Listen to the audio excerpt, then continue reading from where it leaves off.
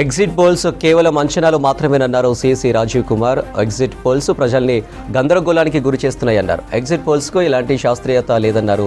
Exit polls విషయంలో నియంత్రణ పాటించాలన్నారు. Exit polls అంచనాలతో ఈసీపై ఆరోపణలు సరికాదన్నారు సిసి.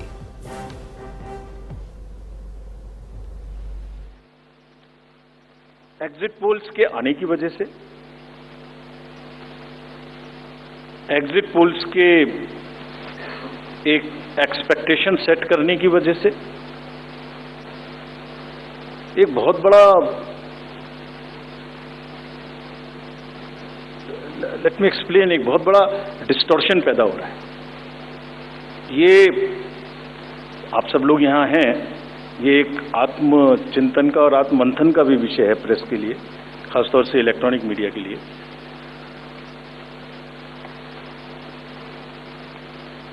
पिछले कुछ इलेक्शन से दो तीन चीजें एक साथ हो रही हैं. अगर हम उसको पूरे कैनवस को एक साथ देखें तो, और ये सबके लिए समझना जरूरी है. पहले एक एग्जिट पोल आता है जिसकी हम उसको गवर्न नहीं करते. जो एस्टेब्लिश्ड रिजीम है, स्टैट्यूटरी एंड जुडिशियल रिजीम, उसमें हम उसको गवर्न नहीं करते. लेकिन एक खुद के आत्मचिंतन की जरूरत जरूर है कि वो उसका सैंपल साइज क्या था, उसका सर्वे कहाँ हुआ, उसका रिजल्ट कैसे आया. अगर मैं उस रिजल्ट से मैच नहीं किया तो मेरी क्या रिस्पॉन्सिबिलिटी है, कहीं कोई डिस्क्लोजर्स हैं कि नहीं है, ये सब देखने की जरूरत है बहुत सख्त. there are bodies which govern this. There is NBSA, there are other bodies which self-regulate, and I am sure the time has come that the associations, bodies which govern will do some self-regulation. Because इसी से जुड़ा हुआ दूसरा विषय है जो कि बहुत ही इंपॉर्टेंट है. जिस दिन पोलिंग खत्म हुई उससे रफली थर्ड डे काउंटिंग होती है. तो आज शाम को 6 बजे से एक एक्सपेक्टेशन राइज हुई. सबने सोचा ये होने वाला है, जिसका कोई साइंटिफिक आधार, जिसका कोई लीक पब्लिक में डिस्क्लोजर में नहीं है. जब काउंटिंग का समय शुरू होता है तो 8:05 और 10 से रिजल्ट्स आने शुरू हो जाते हैं, जिस नॉनसेंस. आप बताइए, मेरी पहली काउंटिंग 8:30 बजे शुरू होती है और हमारे पास प्रमाण है इस बार कि 8:05, 8:10, 8:15 पर आने लगा इतने की लीड, इतने की लीड, इतने की लीड, इतने की लीड. ऐसा तो नहीं है. I am just posing question, we are not gone into this. But ऐसा तो नहीं है कि एग्जिट पोल को जस्टिफाई करने के लिए वो शुरू में ट्रेंड्स आ गए कि हमने तो ऐसा कहा था, वैसा ही ट्रेंड हो रहा है, बाद में जो होगा वो होगा. और अचानक से पहला रिजल्ट एक राउंड का 8:30 बजे जब काउंटिंग शुरू हो रही है तो 9 बजने में 10 मिनट, 9 बजने में 5 मिनट से पहले 20 मिनट भी लगेंगे एक राउंड में, तो आ ही नहीं सकता. और हम उसको 9:30 बजे वेबसाइट पे डालते हैं 9:31 पे. एग्जैक्टली कभी भी देख लीजिए, एक के बाद एक. 9:30 पे हम उसको अपनी वेबसाइट पे डालते हैं, फिर 11:30 पे डालते हैं, फिर 1:30 पे डालते हैं. चलिए, आपके कोई कॉरेस्पॉन्डेंट वहां मौजूद थे, उन्होंने पहले बता दिया. प्रोसेस काउंटिंग में रिजल्ट को स्क्रीन पे दिखाना पड़ता है, एजेंट के साइन लेने पड़ते हैं, ऑब्जर्वर से जस्टिफाई कराना पड़ता है, तो ऑफिशियल साइट पे आने में आधा घंटा लग सकता है. लेकिन 9 बजे से 9 बजने में 10 मिनट से पहले कैसे आते हैं? और उससे क्या होता है, एक तो एक्सपेक्टेशन है एग्जिट पोल्स की, उसके बाद 8:45 बजे तक मैंने दिखा दिया उसी के मापदंड से कि वो लीड कर रहे हैं लोग. तो वास्तविक रूप से जब वो एक्चुअल रिजल्ट्स आने शुरू होते हैं तो एक मिसमैच होता है. And that mismatch is also giving, this can lead to serious issues sometimes. Even the gap between expectation and achievement is nothing but frustration. So ये एक विषय ऐसा है जिस पर हम तो नहीं, हमारे हाथ बंधे हुए हैं, लेकिन एक कुछ ना कुछ मंथन की, कुछ ना कुछ. एंड आई एम श्योर जब इस देश में, जब कंट्री में इस तरीके की जरूरत होती है तो एक सेल्फ करेक्शन हो जाता है. तो सभी రెస్పాన్సిబుల్ लोग इसका సెల్ఫ్ కరెక్షన్ జరూర్ करेंगे. I'm sure about it. రైట్గా దీనికి సంబంధించి మరింత సమాచారం ఢిల్లీ నుంచి మదార్ లైవ్లో అందిస్తారు. మదార్, ఈవీఎంలో ఎగ్జిట్ పోల్స్ విషయంలో ఈసీ కామెంట్స్ పై అప్డేట్స్ ఏంటి? చాలా కీలకమైన కామెంట్స్ ఎలక్షన్ కమిషనర్ చేశారు అనిల్. ఈవీఎంలకు సంబంధించి అలాగే ఎగ్జిట్ పోల్ ఫలితాలకు సంబంధించి చాలా రకాలుగా చర్చలు అనేది కూడా నడుస్తూ ఉన్నాయి. ఈవీఎంలను ట్యాంపర్ చేసేటువంటి అవకాశాలు ఉన్నాయనేది ప్రధానంగా చేస్తున్నటువంటి ఆరోపణ. ఎందుకంటే ఇటీవల జరిగినటువంటి హర్యానా ఎన్నికల సందర్భంలో అన్ని ఎగ్జిట్ పోల్ ఫలితాలు అనేది కూడా కాంగ్రెస్ పార్టీ అధికారంలోకి రాబోతుంది అనేటువంటి విధంగా ఎగ్జిట్ పోల్ ఫలితాలన్నీ కూడా కాంగ్రెస్ పార్టీకి అనుకూలంగా వచ్చాయి. కానీ కౌంటింగ్ మొదలైన 1-2 గంటల్లోనే పూర్తి స్థాయిలో వాటికి పూర్తి భిన్నమైనటువంటి ఫలితాలు అనేది కూడా మనం హర్యానా ఎన్నికల్లో చూసాం.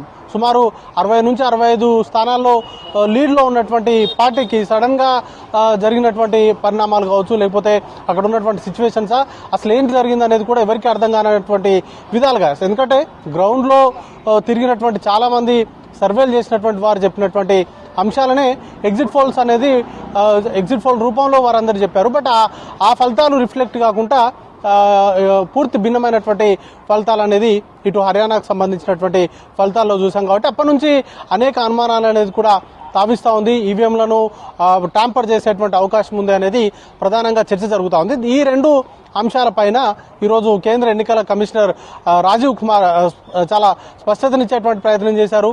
ఆయన ఈవీఎంలకు సంబంధించి ట్యాంపర్ చేయడం అనేది అసాధ్యము, అత్యంత ఫుల్ ప్రూఫ్గా ఈవీఎంలకు సంబంధించినటువంటి మెకానిజంను రూపొందించామనేది ప్రధానంగా వారు చెప్పారు. అలాగే గతంలో కూడా ఈవీఎంలకు సంబంధించి రాజకీయ పార్టీలతోటి అనేక సందర్భాల్లో సమావేశాలు నిర్వహించి వాటికి సంబంధించినటువంటి పనితీరుకు సంబంధించి ప్రతిదీ కూడా రాజకీయ పార్టీలకు అన్ని వివరాలను కూడా అందించామనేది ప్రధానంగా వారు చెప్తున్నటువంటి అంశము.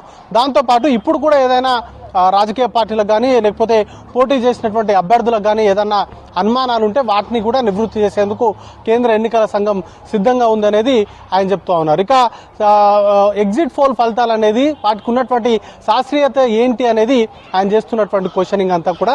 ఎందుకంటే శాంప్లింగ్ సైజ్ కావచ్చు, ఇవన్నీ కూడా చాలా తక్కువ సంఖ్యలో తీసుకుంటూ ఉంటారు. వాటిని బేస్ చేసుకొని అవే ఫలితాలు రిఫ్లెక్ట్ అయ్యేలాగా ఫలితాలు రాలేదు అనడం సరికాదు అనేది ఆయన చెప్తా ఉన్నటువంటి మాట.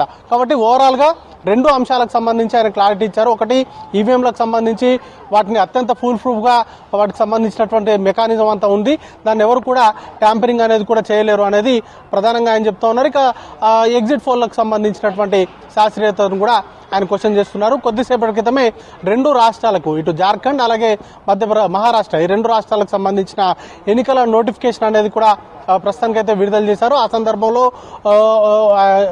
ఈ ఎగ్జిట్ పోల్స్ అలాగే ఈవీఎంలకు సంబంధించినటువంటి అంశాలపైన అనుమానాలపైన ఆయన నివృత్తి చేశారు. ఇక ఈ 2 రాష్ట్రాలకు సంబంధించినటువంటి షెడ్యూల్ కనుక చూసుకున్నట్లయితే జార్ఖండ్ రాష్ట్రంలో 2 విడతలుగా అక్కడ పోలింగ్ అనేది కూడా నిర్వహించబోతున్నారు.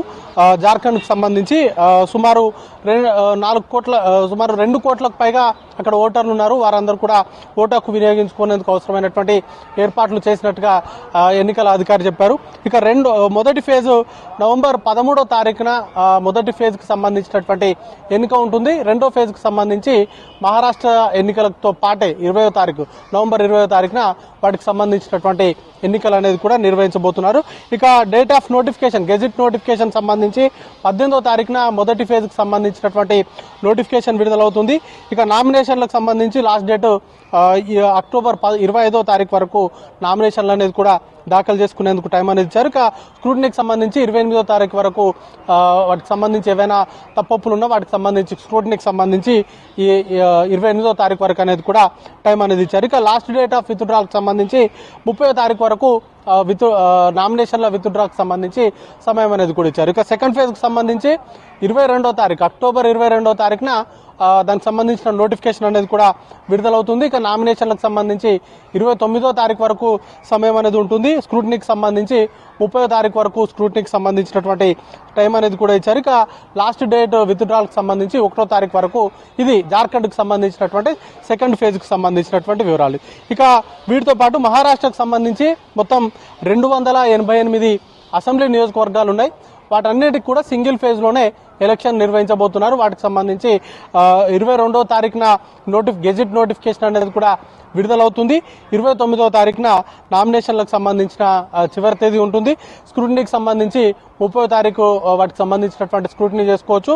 ఇక 4వ తారీఖున వీటికి సంబంధించి క్యాండిడేట్కి సంబంధించినటువంటి విత్డ్రాల్కి సమయం అనేది ఇచ్చారు. 20వ తారీఖున పోలింగ్ అనేది కూడా ఉంటుంది. ఈ రెండు రాష్ట్రాలు చాలా క్రూషియల్గా, రెండు రాష్ట్రాలు కూడా రాజకీయంగా చాలా కీలకమైనటువంటి స్థానాల్లో ఉన్నటువంటి రాష్ట్రాలు. ఇటు మహారాష్ట్ర కనుక చూసుకున్నట్లయితే అక్కడ ప్రస్తుతానికి ఎన్డీఏ ప్రభుత్వం రూలింగ్లో ఉంది. బీజేపీ గత ఎన్నికల్లో 2019 జరిగినటువంటి ఎన్నికల్లో సింగిల్ లార్జెస్ట్ పార్టీగా బీజేపీ అవతరించింది. కానీ ఏ పార్టీకి కూడా స్పష్టమైనటువంటి మెజార్టీ రాలేదు, అధికారాన్ని ఫామ్ చేసేటువంటి పరిస్థితి రాలేదు. దాంతో అప్పుడు శివసేన నేతృత్వంలో రెండు కలిసి ప్రభుత్వాన్ని ఏర్పాటు చేశాయి. ఆ తర్వాత కొద్ది రోజులకు బయటకు రావడము, వాటితోటి శివసేన అలాగే కాంగ్రెస్ పార్టీ ఎన్సీపీ ప్రభుత్వాన్ని ఏర్పాటు చేయడము, దాంట్లో ప్రభుత్వంలో చీలిక వచ్చి షిండే నేతృత్వంలో శివసేనకు సంబంధించినటువంటి చాలా ఆల్మోస్ట్ 36 మంది ఎమ్మెల్యేలు బీజేపీతో కలిసి ప్రభుత్వాన్ని ఏర్పాటు చేశారు. తర్వాత ఎన్సీపీలో ఉన్నటువంటి అజిత్ పవార్ వర్గం కూడా తను కూడా శరద్ పవార్ నుంచి విడిపోయి బీజేపీ ప్రభుత్వానికి మద్దతు తెలుపుతూ ఆ పార్టీలో చేరి డిప్యూటీ సీఎంగా కూడా అజిత్ పవార్ ప్రమాణ స్వీకారం చేశారు. ఇప్పుడు జరిగేటువంటి ఎన్నికలు చాలా కీలకం కాబోతున్నాయి. ఈసారి ప్రభుత్వము ప్రజలు ఎవరి వైపు ఉండబోతున్నారు, ఇటు ఎవరైతే సొంత పార్టీలకు సంబంధించి శివసేన అలాగే ఎన్సీపీకి సంబంధించి ఈ రెండు పార్టీలను చీల్చి బీజేపీతో కలిసినటువంటి వర్గాలకు అండగా నిలవబోతున్నారా, లేకపోతే మొదటి నుండి ఉన్నటువంటి ఇటు ఉద్ధవ్ ఠాక్రే నేతృత్వంలోని శివసేన పార్టీకి అలాగే శరద్ పవార్ నేతృత్వంలోని ఎన్సీపీ పార్టీ వైపు మహారాష్ట్ర ప్రజలు ఉండబోతున్నారా, అలాగే కాంగ్రెస్ రోల్ ఏ విధంగా ఉండబోతుంది.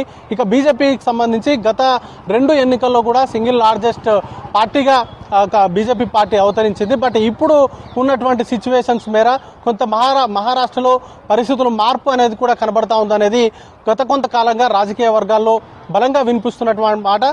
ఈసారి మహారాష్ట్ర ప్రజలు మహావికాస్ అఘాడీ వైపు ఉంటారా, లేకపోతే ఎన్డీఏ ప్రభుత్వం వైపు ఉంటారా అనేది 20వ తారీఖున తేలబోతుంది. ఇక జార్ఖండ్ విషయానికి వస్తే జార్ఖండ్లో తక్కువ సీట్లే ఉన్నాయి, 81 సీట్లు ఉన్నాయి. ఇక్కడ సింగిల్ లార్జెస్ట్ పార్టీగా జేఎంఎం జార్ఖండ్ ముక్తి మోర్చాకు సంబంధించి ఆ పార్టీ సింగిల్ లార్జెస్ట్ పార్టీగా గత ఎన్నికల్లో నిలిచింది, 25 స్థానాలు కైవసం చేసుకుంది. అప్పుడు బీజేపీ కూడా టఫ్ ఫైట్ ఇచ్చింది, బీజేపీ కూడా ఆల్మోస్ట్ 25 స్థానాల్లో కైవసం చేసుకుంది. బట్ కాంగ్రెస్ పార్టీతో కలిసి అక్కడ ప్రభుత్వాన్ని జేఎంఎం పార్టీ ఏర్పాటు చేసింది. హేమంత్ సోరెన్ నేతృత్వంలో ప్రభుత్వం ఏర్పడిన తర్వాత ఇటీవల ఈడీ కేసులో ఆయన అరెస్ట్ అయ్యే ముందు రాజీనామా చేశారు. చెంపై సోరెన్ అక్కడ సీఎంగా ప్రమాణ స్వీకారం చేశారు. ఆ తర్వాత జైలు నుంచి హేమంత్ సోరెన్ విడుదలైన తర్వాత మరొకసారి ముఖ్యమంత్రిగా ప్రమాణ స్వీకారం చేశారు. ఇప్పుడు ప్రస్తుతం చెంపై సోరెన్ బీజేపీలో చేరారు.